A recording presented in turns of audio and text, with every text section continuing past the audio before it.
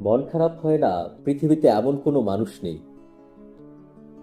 পৃথিবীতে জন্মগ্রহণকারী প্রতিটি মানুষের কখনো না কখনো মন খারাপ হয়।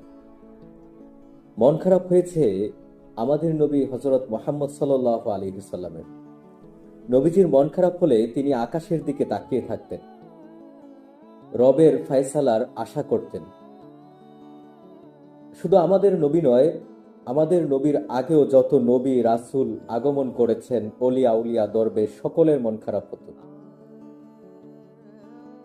এমনকি সাধারণ মানুষেরও মন খারাপ হয়, কারণে অকারণে নানা সময়ে তার মন বিষণ্ণ হয়ে পড়ে।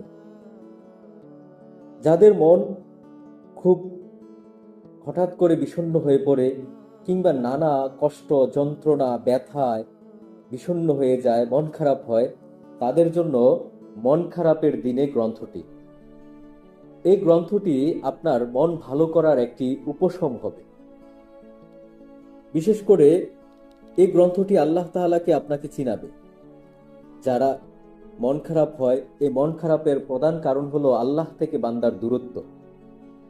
যখন আল্লাহ তাআলা আপনার হয়ে যাবে, তখন আপনার মন সবসময় ভালো থাকবে, হাসি খুশি থাকবে। এই বইটি বান্দাকে আল্লাহকে চিনাবে, মন খারাপের যে দগ্ধ হৃদয়, সে হৃদয়কে প্রশান্তির ছোঁয়া দিবে, একটা চির বন্ধু হিসেবে আপনার সঙ্গ দিবে।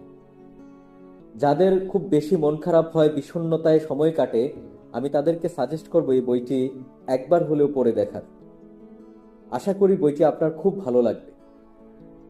বইটির মূল্য হচ্ছে ১২০ টাকা। বইটি পাওয়া যাবে বিভিন্ন শপে এবং পাওয়ার জন্য ইনবক্সেও যোগাযোগ করতে পারবেন। ধন্যবাদ।